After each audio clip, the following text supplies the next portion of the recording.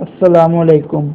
آج کی یہ ویڈیو بابل کے مولک باغات کے بارے میں ہے۔ بابل کے مولک باغات دنیا کے 7 قدیم عجائبات میں سے دوسرے نمبر پر شمار ہوتے ہیں۔ یہ وہ واحد عجوبہ ہے جس کا اصل مقام ابھی تک معلوم نہیں ہو سکا۔ 6 صدی قبل مسیح بنو نصر کے عہد میں بابل عراق میں کلدائی سلطنت کا احیاء ہوا تو اس نے اپنی ملکہ شاہ بانو کے لیے یہ عظیم الشان باغات تعمیر کرائے، جس نے اپنے وطن کے سبزہ زار اور حسین وادیاں کھو دی تھیں۔ یہ بابل عراق کے شہر میں واقع تھے۔ یہ شاہی باغ کے طور پر استعمال ہوتے تھے۔ ان باغات کی اونچائی 80 فٹ تھی۔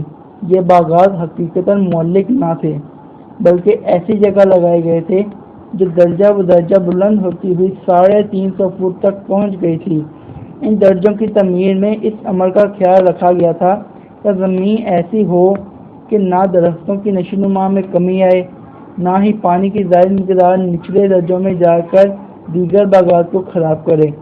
بابلی متون میں ان باغات کا کوئی لمبا چوڑا ذکر موجود نہیں، اور نہ ہی آثار قدیمہ کے پاس ان باغات کا کوئی حتمی ثبوت موجود ہے۔ شواہد کی کمی کی وجہ سے اس بات پر اتفاق کیا گیا ہے کہ یہ باغات بالکل افسانوی تھے۔ قدیم یونان میں جو وضاحتیں ملی ہیں اور روم کے تاریخ دان ایک بالکل مشرقی باغ کی مثالی اور رومانوی نمائندگی کرتے ہیں۔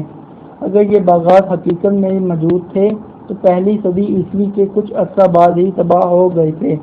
ہمیں امید ہے آپ کو یہ ہماری معلوماتی ویڈیو ضرور پسند آئی ہوگی۔